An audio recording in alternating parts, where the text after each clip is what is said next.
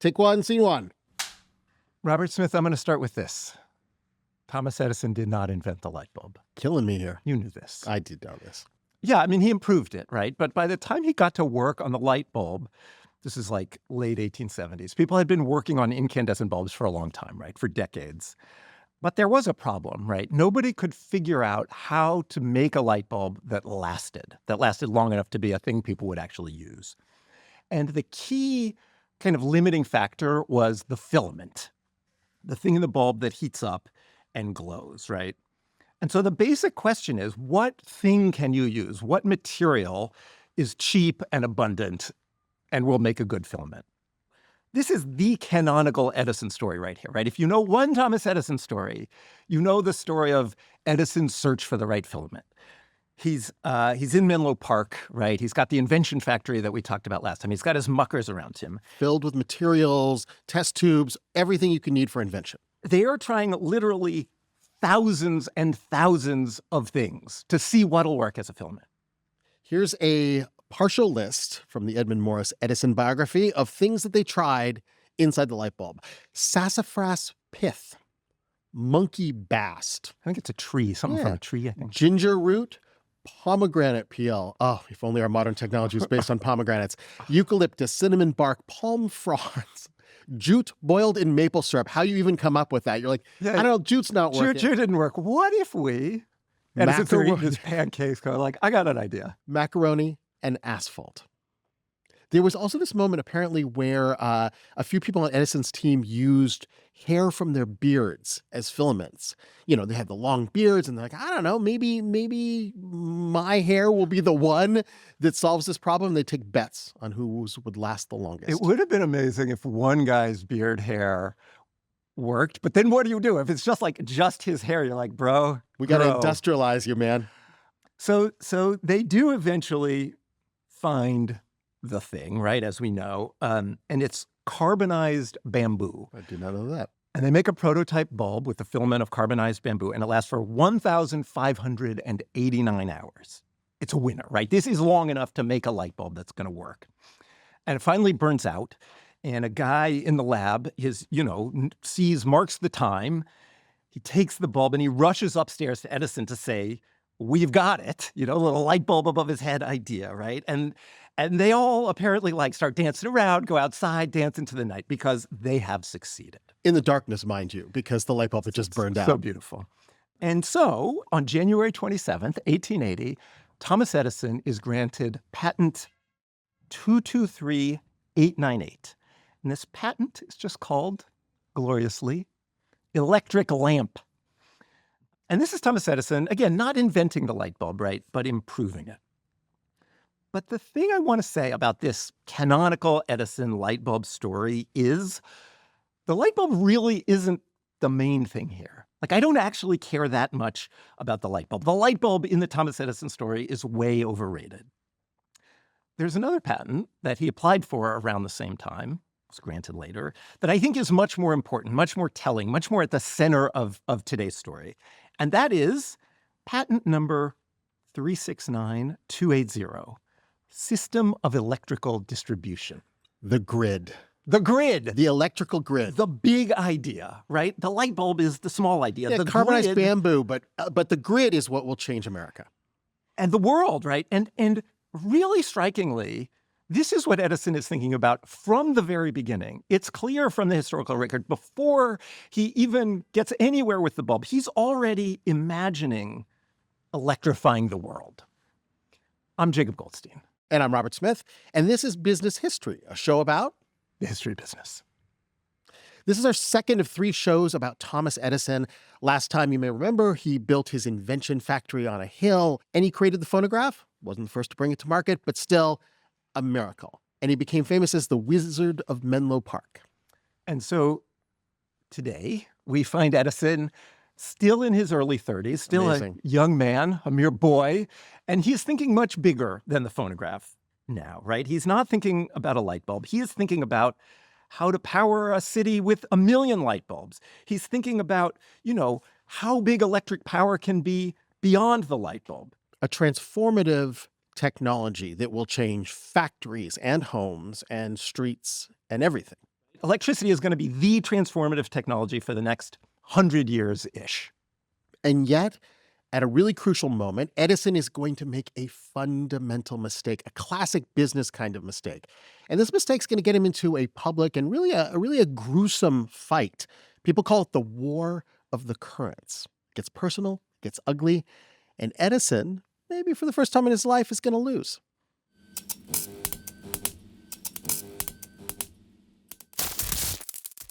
Edison has this idea for the light bulb and for the grid. And this idea presents a really particular, really interesting kind of problem in innovation, right? Like, you can come up with a new idea. You can build a perfect prototype, a perfect light bulb, the first locomotive, an electric vehicle that people are actually might want to buy. But nobody's going to buy a light bulb or a locomotive or an EV, no matter how beautiful and perfect they are, unless there is this infrastructure built around them, right? For a light bulb, you need an electric grid. For a locomotive, you need hundreds of miles of railroad tracks. For an EV, you need charging stations all around the country. And we call this the network effect at business school. It's the classic, like, no one wants to join a social network with only one person on it. Yes. And at least with a social network, it's just software, right? Like, if you can get people going, it can build. But in this case, in the case of the light bulb and the grid, even if everybody buys a light bulb, that's still not enough money to build the grid, right? There is this chicken and egg problem, which is you need the money first to build the infrastructure so that people will buy the light bulb. And this is what finance was invented for. Large amounts of money, capital, that can be invested for a future outcome. So Edison wants to build his grid in lower Manhattan, right? This is the densest area of the United States at this point. He wants to dig up the streets and lay wires, build these giant dynamos to generate electricity for everyone. And the cost at the time just must have been enormous. But fortunately for Edison, he knows a very rich person, a financier whose office is right in the middle of where the grid is going, not a coincidence. And he's amassing power on this scale never before seen in the United States of America.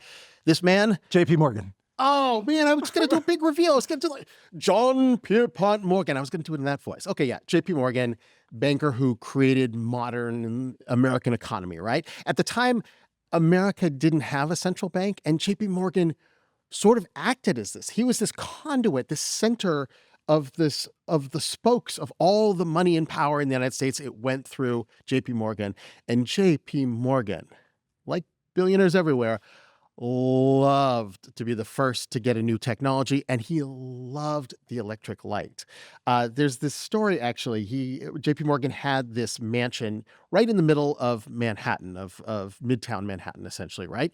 And he wanted to have lights, these new electric lights, but there wasn't a grid at the time. And just to go back a little bit, electric generators had been around for a while, probably 50 years at this point, Michael Faraday.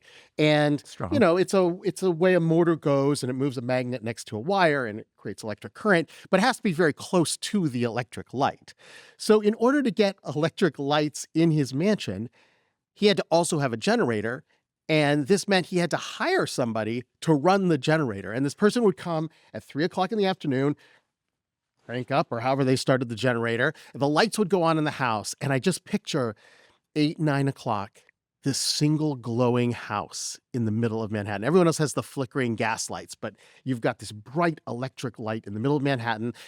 And then at 11 o'clock, engineer's like, yeah, turn off the engine, turn it off, and goes home. Like, this was such a pain in the ass that only the richest man in America could have this kind of system, right?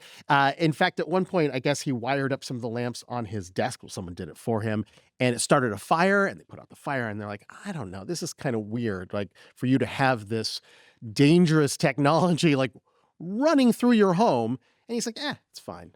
So Morgan becomes the key backer of Thomas Edison and his dream of building a grid. And Morgan gets the money together. That's what he does. He finances this essential infrastructure, and Edison makes it happen. His team digs up the streets all around Lower Manhattan. They put the wires in. Edison builds this power station on Pearl Street. And amazingly, the whole thing, from like the time he gets the idea until it's ready to go, is 4 years, which, like, What could you build in New York today in 4 years? We used to build things in this I country. mean, it's true. It is true. So September 4th, 1882, we are ready. Edison is ready to turn on the power. Tell me there's one of those giant switches, like chunk. I think there is a chunk switch. Yeah. Interestingly, Edison is not the man to pull it. In fact, he's not even at this power station that he has built. He's a few blocks away, the office of J.P. Morgan. J.P. Morgan, right? The real power in this situation. Am I right? Yeah, so Edison is at Morgan's office on Wall Street. The power is supposed to go on at 3 in the afternoon. There's light bulbs screwed into sockets all around the office. And, there's all these fancy people standing there waiting for the lights to go on. And it's almost 3. And nobody's ever done this before. So it's not even clear if it's going to work, right? They're standing there thinking, are the lights going to go on in a minute or not? And they're waiting. And a guy goes, $100 says they don't go on. Schmuck. And Edison goes, taken. And then the lights go on. Woo! It works. Gets his $100. And they go on, around the neighborhood. They go on around this neighborhood, around the power station. But it's not like all of Manhattan, right? This power plant is big enough to light up like a mile. It's not even a square mile at the beginning, but that's about the limit of it. And this is really important because it's not just because this is like a prototype or something. It's inherent to the technology that Edison is using. And specifically, he's generating direct current, or DC power. And for sort of basic reasons, you couldn't send DC power much more than a mile from where it was generated. Now, of course, at this point, we could say, we don't want to get into the whole complicated AC versus We DC do. thing. We do want to. So DC direct current, I like to think of as like blowing air through a straw, right? Electrons are moving through a wire in a straight line, essentially. And anyone who's been a kid has probably built something with a little light bulb and 2 wires and a battery. That is a direct current. Yeah, and battery is direct current. Today, when you have a battery, that is sending direct current. But there is a different kind of power called alternating current, AC. And this is kind of a genius move, right? You want electrons to move in the wire. That's what creates the work. But nothing says it has to go in one particular direction. It works if you send the electrons in the opposite direction, or it works if the electrons kind of go back and forth. Whoo, whoo, whoo. That's the alternating. Whoo, whoo, whoo. It does just as much work. I saw something on the internet, and I love this idea of a saw. Like a saw does not go in one direction. A saw goes back and forth, but if you do it enough, you can saw through a log, right? So we have the air through the straw, the direct current, and the saw, the alternating current. And there's one quality of AC that is going to be essential here. And that is this thing we were talking about the distance. So in the nature of AC, you can basically run it at really high voltages, like really high, dangerous voltages. And the way it works is you could send those voltages over wires for miles, hundreds of miles, really. And then you use something called a transformer to step that power down to something useful. But those transmission lines, the one you see all over the country now, like the transmission line is the key here. They run an alternating current. They can go for amazing distances. And so then you have this trade-off, right? Okay, high power, high voltage, really dangerous. That's AC, but it goes a long way. Or you could go a shorter distance at a lower voltage. It's much safer. And Thomas Edison, I don't know, maybe because he's a good guy or maybe because he just thinks he can build millions of power stations, local power stations, thinks, I'm going to go with DC. It is the safe and reasonable thing to do here. Not everybody makes that choice, though, right? In Europe, in particular, they start experimenting with AC systems pretty early. And this industrialist in the U.S. named George Westinghouse sees this, right? He reads the journals. He keeps up with technology. And Westinghouse is going to become the AC guy in America. And Westinghouse is interesting. I didn't really know about him before this. Had his name on appliances on a famous science prize, for Yes, instance. Yeah. that Yeah. Westinghouse. So he was like, he's kind of like a second tier industrialist, right? Like he's not like a Vanderbilt or a Carnegie, but he was a big deal then. Invented an air brake for trains. That was his first thing. Has a company in Pittsburgh and like seems like, at least as far as sort of robber barons go, seems like a decent guy. He gave workers Saturday afternoons off as well as Sunday and a 9-hour day, which at the time was like pretty good. He hired women as engineers when basically nobody else did. And so in 1885, which is 3 years after Edison turned on the power in Manhattan, Westinghouse buys the U.S. rights to this AC system that they've been working on in Europe. And he knows what is now sort of this fundamental canon of business, which is just because you're first doesn't mean you're going to win. Like Yeah. you see the power that Edison had, and you're like, well, I think there's a better system that can beat Edison now that Edison has sort of demonstrated that a grid is possible. Let me show you what a giant grid would look like. Yes. Yes. So AC has this advantage, giant grid. It does still have one disadvantage that Westinghouse is acutely aware of, and that is motors, right? Like we start with the light bulb, but as we were saying at the beginning, like electricity is going to be this transformative, what's the word I'm looking for? Like, You mean GPT, general purpose technology? thank you. Electricity is going to be this general purpose technology, like computers, right? It's going to be this thing that changes everything. And people are starting to realize that. And in particular, they're realizing that electric motors are going to be a huge deal for industry. You know, the steam engine at this point is like 100 years old or so, the useful, widely applied steam engine, right? It was the driver of the Industrial Revolution.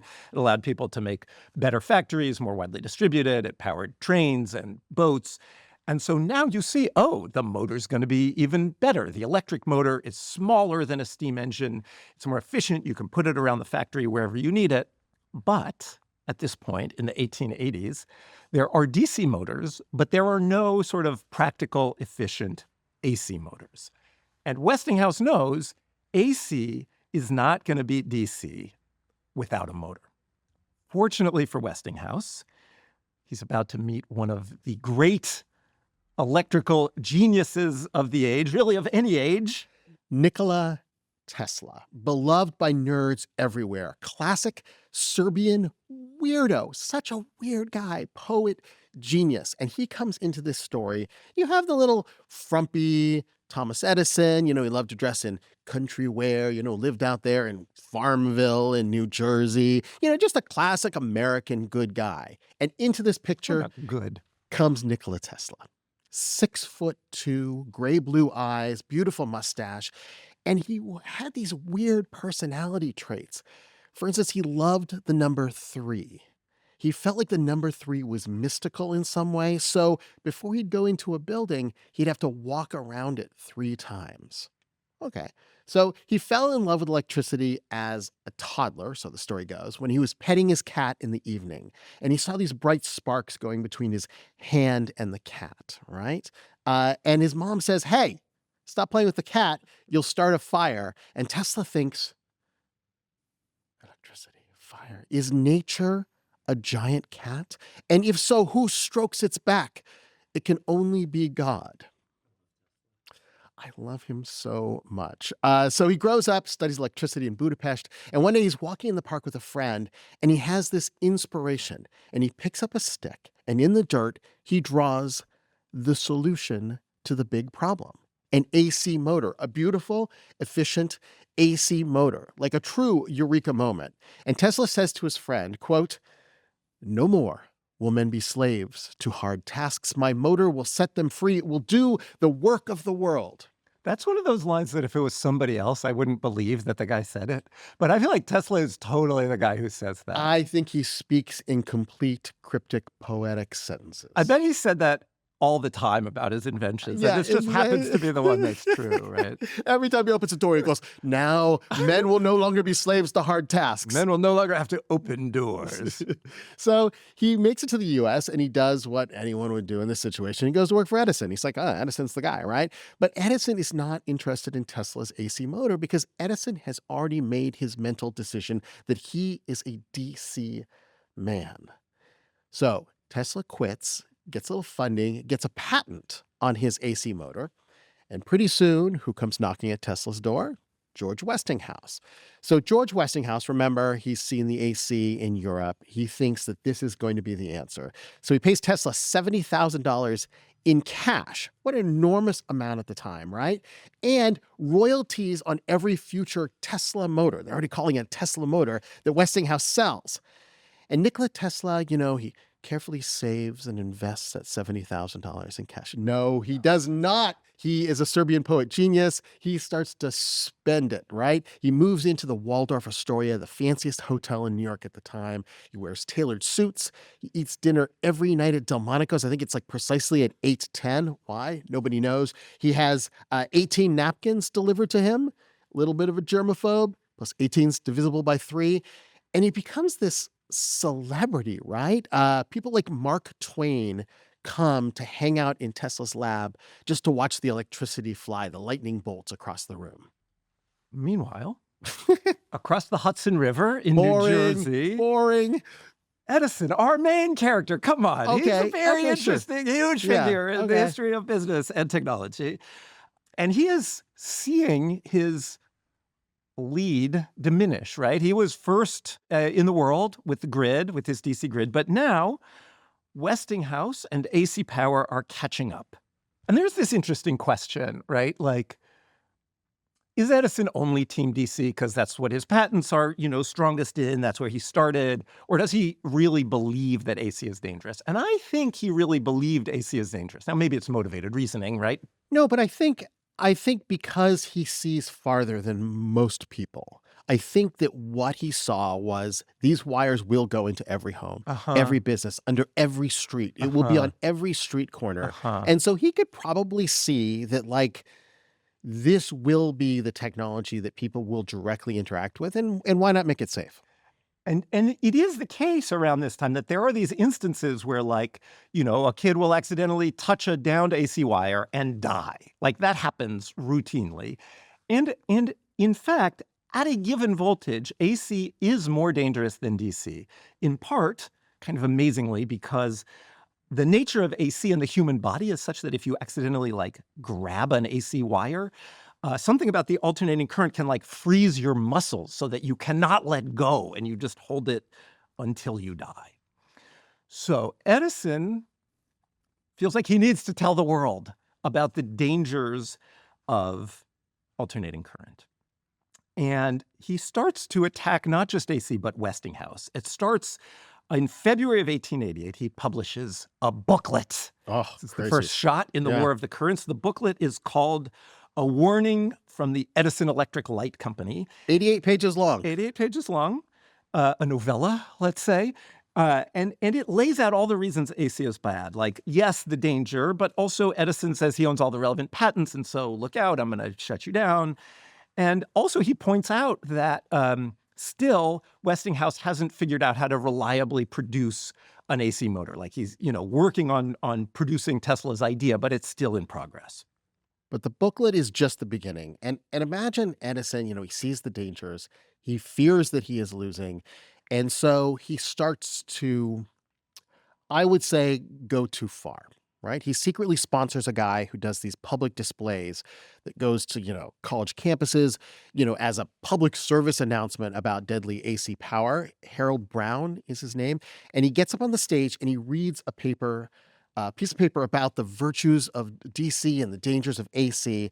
But all the time he's reading, the audience can see there is a dog cowering in a wooden crate. One time it was a 76-pound Newfoundland, right? So, like, this is why people have gathered. At one point, Brown turns his attention to the dog, to the Newfoundland. He hooks wires to its back legs and front paws, and he starts delivering jolts of AC and then DC power back and forth. And then eventually Brown administers a deadly jolt of AC, and the dog dies, proving, he says to the crowd, that, AC is more deadly. In secret, apparently, Edison let Brown, like, do experiments on dogs and offering a reward for people to bring stray dogs to execute. But it wasn't, it was drawing crowds, but it wasn't quite working. So they start to use AC to electrocute calves, horses, just to show you, like, this is so dangerous. It can take down an animal larger than a human. And then they go from animals to people. What happens is the state of New York, someone in the state government of New York decides that the state needs to modernize the way it executes convicted criminals. They'd been using hanging, death by hanging, which apparently goes wrong more than I thought. It's harder to hang people than I thought. And so somebody thinks, oh, well, electricity, that's this new, high-tech thing. Maybe that will work better. And so somebody writes to Edison, the Wizard of Menlo Park, the expert on electricity, and says, should we use electricity for state executions? And initially, Edison says, I oppose capital punishment. Don't bother me about this. Let me go invent things. But then he thinks about it some more, and he gets back to him, and he says, yes, electricity could work. Oh, and by the way, it should definitely be alternating current. And he even writes a letter where he says, the state should buy generators that are, quote, alternating machines manufactured principally in this country by George Westinghouse. Says it by name. I can't believe it. And it does make me sad because I know Edison is the hero of the story, as he is for this whole series. And generally so far, we've seen him make, I would say, pretty moral decisions about his technology, right? And I mean, that's his whole vibe. Like, I am bringing magic to the world to make everyone better off. And this is one of those instances where maybe he's talked himself into it, that this is the right thing to do. Maybe he thinks that I can't bully my way out of this with lawyers and patents. But this is the first time I've seen him really go after a competitor in a way that is vicious. Yeah, it's bad, right? It's bad. New York takes Edison's advice. Of course, Westinghouse isn't going to sell the state of New York generators, Oh my but God, no. they actually buy Yeah. used Westinghouse generators, and they build a few electric chairs, the first electric chairs. And on March 29th of 1889, a man named William Kemmler, who the New York Times calls an alcoholic vegetable peddler in the slums of Buffalo, he wakes up from a drinking binge, starts arguing with his girlfriend, Matilda Ziegler, accuses her of cheating on him. And then, according to the Times, quote, when the argument reached a peak, Kemmler calmly went to the barn, grabbed a hatchet, and returned to the house. And he killed Matilda Ziegler with the hatchet. It's pretty clear he did it. He says he did it. There's a lot of evidence that he did it. And he's convicted, and he's sentenced to death. And he's on his way to being the first person ever executed by the state with electricity. In fact, somebody invents the word electrocution right around this time. But of course, Westinghouse doesn't want this to happen. He doesn't want his machines killing a man in this very public way. And so Westinghouse hires a lawyer, this really famous lawyer, to defend Kemmler, to argue in particular that killing someone in the electric chair is cruel and unusual punishment. By the way, the electric chair was actually invented by a New York dentist who happened to be a Quaker. And he had seen someone accidentally touch a generator and be instantly killed. And he thought, oh, this would be a more humane alternative to hanging.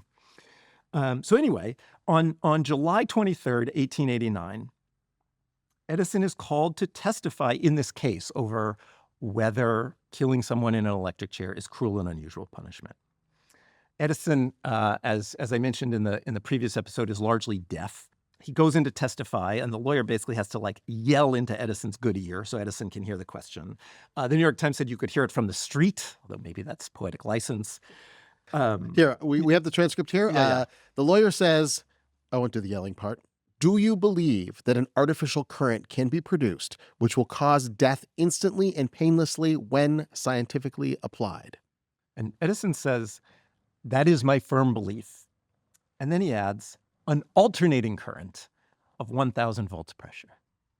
So Edison testifies, and he gets what he really wants out of this, which is publicity, right? That's the whole point of this. It's not fundamentally about the electric chair. It's about making people afraid of AC power. And so the day after he testifies, his testimony runs in the New York Times under the headline, Testimony of the Wizard. And then the subhead says, he is positive that an alternating current of 1,000 volts would surely kill a man. So can't buy that kind of publicity. Anti-publicity. Edison tried to buy it, but in this case, he didn't have to buy it. And in fact, Kemmler loses the case. The judge says the state can execute him in the electric chair. And so the day comes. It's August 6th, 1890. Kemmler gets woken up at 5 a.m., puts on a suit, has a black and white check bow tie.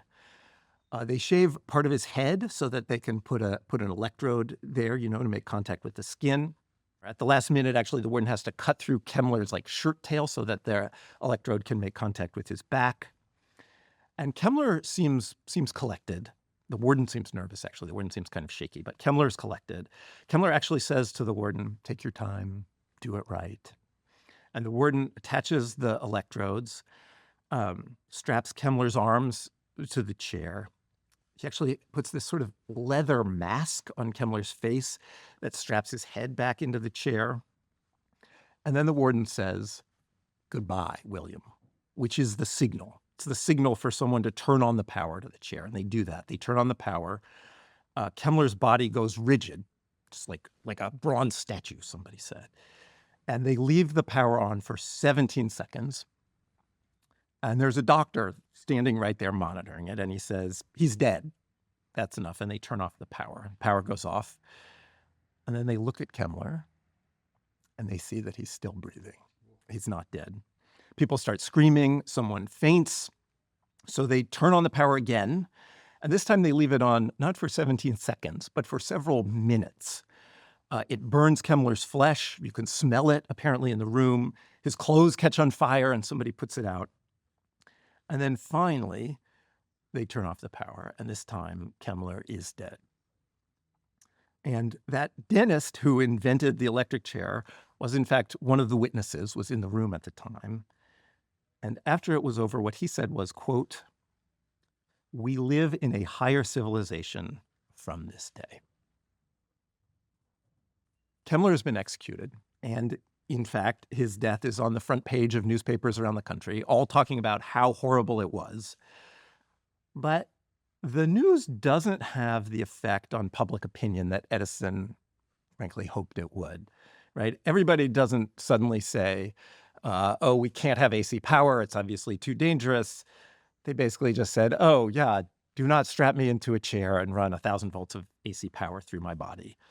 And, in fact, the key audience here is not the mass public, right? It's the government officials who are the ones deciding what kind of power plant, what kind of power system to buy. Yeah, and you don't want to have to build a DC power plant every 6 or 7 blocks. Like you think, well, I can just put one big power plant, send the high power transmission lines out, and we'll put safety measures in effect. So it kind of makes sense that if you're thinking of it that way, you are going to go with the more efficient option. And the last big moment in the fight is happens at Niagara Falls, actually. Because, they're like these businessmen and bankers looking at this beautiful falls and thinking, look at all that kinetic energy. We could definitely spin some turbines with that, right? So they decide they're going to build what is by far the biggest power plant in the world. And so when they're making the decision, DC is still a possibility. Actually, Lord Kelvin of Absolute Zero fame says go with DC. But they go with AC. They use Westinghouse generators. And it is really striking what happens there. As this is happening, big power-intensive companies see that it's happening and start moving their operations to be next to Niagara Falls, essentially. Like a striking one is the Aluminum Company of America. Alcoa. AKA Alcoa. Takes a ton of electricity to make. Still, where aluminum plants are around the world is where there is cheap electric power, because that is the big expensive input, right? And so cheap, abundant power from Niagara Falls and places like it is truly what allows aluminum, for example, to become this cheap, abundant, essential 20th century material. Soda cans, aluminum siding, airplanes, right? You need cheap electricity to get this. And go back to the beginning of the show, right? When I was saying, I don't care about the light bulb, I care about the grid. This is what I'm talking about, right? What matters is the grid. What matters is cheap, reliable, abundant electric power. This is the second industrial revolution. This is the great transformation that creates the 20th century. And go even bigger, right? Yeah. Human material progress for all time is foundationally rests on harnessing energy. You can go all the way back to fire, the first big one, right? And then you can go to the Industrial Revolution, right? Basically, coal and the steam engine are the bedrock of it. And then now you have electricity, this next huge step function in human material well-being. And you can see, because of the aluminum plant, how cheap electricity makes aluminum cheaper, which makes cans cheaper and eventually airplanes cheaper and all the things you build out of aluminum. You can see that fundamental efficiency travel through the entire industrial system. Yes, everything, right? All factories are going to switch from steam power to electricity because it's better. And it takes decades. You see it well into the 20th century. You're still seeing productivity gains that are the result of electricity. And now, so we have Edison, right? This is a story about Edison. And he plays a super interesting role in this story, right? On the one hand, he is the guy for electricity, builds the first real grid, makes the breakthrough, makes it happen fast, gets the money. But also, right after that, he bets wrong in what, frankly, at least in retrospect, seems like a pretty obvious mistake, right? He bets on DC when AC, it seems clearly like it was the better pick. It's interesting. One of the things I love about business history is that there's so much logic and numbers in the whole thing, but then there's always a moment where ego steps in. And I do think there is, this is a man who has not fumbled the ball for most of his career. A few mistakes here and there. Fumbled it on the phonograph. Yeah. But he's famous, The most famous. The most famous. Yeah. And he's getting used to using that fame to get exactly what he wants. And he just steps one step too far on this. Yeah, he's too attached, right? He was too in love with his original idea, right? And it is amazing. Edison was just so focused on DC. Literally, Tesla was working for him. Tesla had the idea for the AC motor. It was right there. But Edison couldn't let go of his original idea. And this is a classic business story. I couldn't think of a perfect analogy. I mean, kind of like Sony with Betamax, which came before VHS, but not exactly. I mean, one that's really fun, if not exactly the same, but that I like. Did you know that in the year 2000, Blockbuster Video had the chance to buy Netflix for $50 million? Oh, could have sent VHS tapes through the mail. Yeah. Right. So right. At that time, Netflix was DVDs by mail. And Blockbuster was like, that's some weirdo niche business for cinephiles. We've got thousands of video stores. We make all this money on late fees. We're not going to do it. And it's easy to mock in retrospect when people make these kind of mistakes. But if you're Edison, to go back to Edison, right? In a way, Edison maybe had to be so attached to his idea, right? Think of what he's deciding to do, right? He's thinking, not only am I going to perfect the light bulb in a world where people have been working on it for decades and haven't done it, I'm going to build the world's first grid when that doesn't exist. I'm going to dig up Manhattan and I'm going to do it in 4 years, right? So maybe to be that audacious, you have to be so full of confidence that you don't have any doubt, that you stick to beliefs even when you're wrong.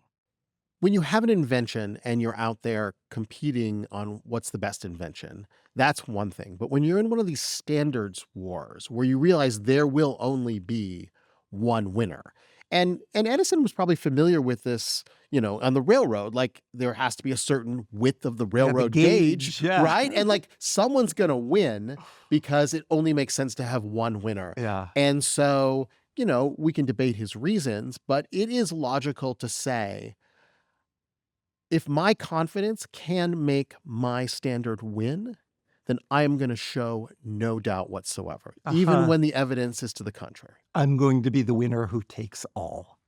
So he didn't win, of course. And in fact, even before that power plant at Niagara got built, J.P. Morgan, the original guy who made Edison's power grid dream come true, J.P. Morgan saw which way the wind was blowing, a thing he was good at, right? Not a man who got emotionally attached. And he saw that AC was probably going to win.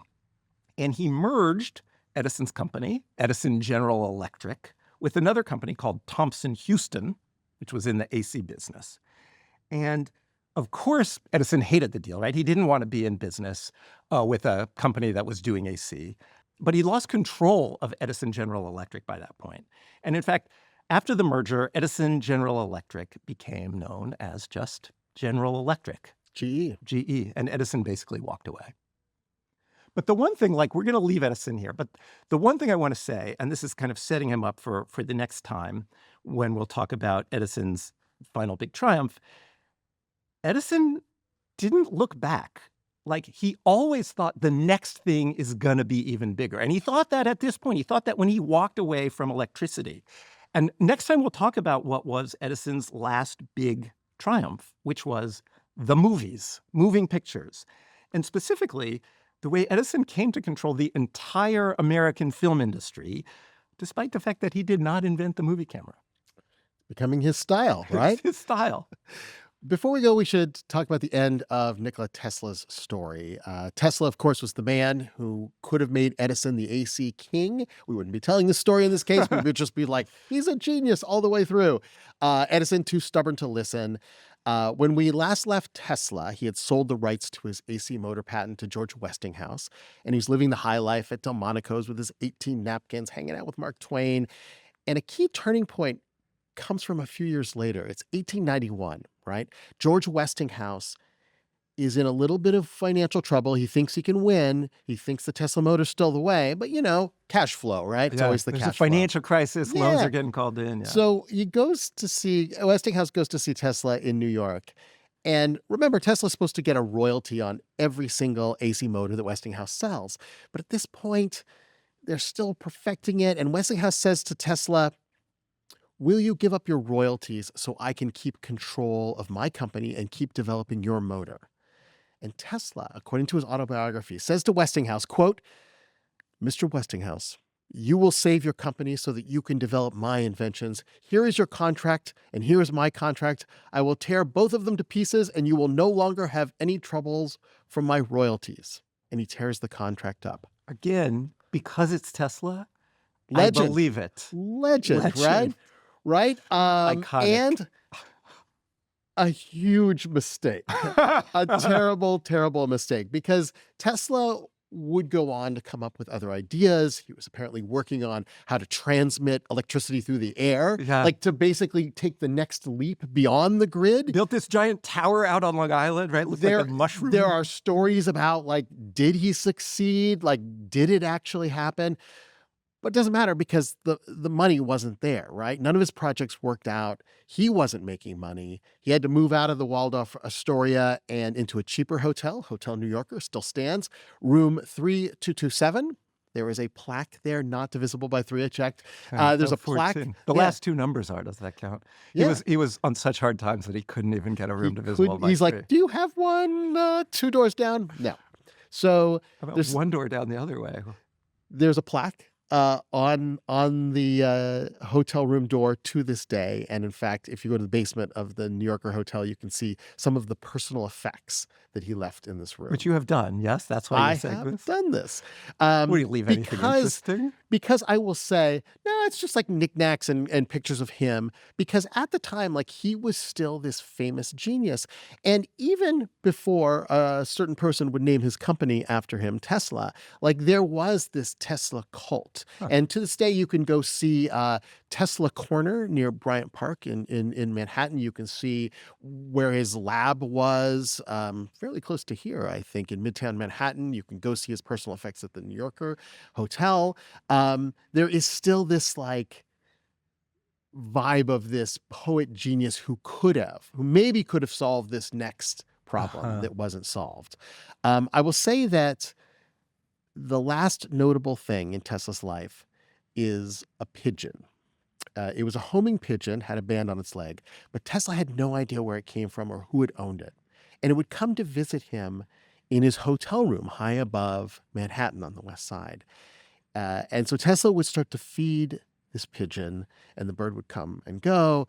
And this became the thing that Tesla was focused on at the end. And eventually, like the pigeon stopped coming back, and Tesla told his biographer, quote, "When that pigeon died, something went out of my life." I know. Up to that time, I knew with a certainty that I would complete my work no matter how ambitious my program.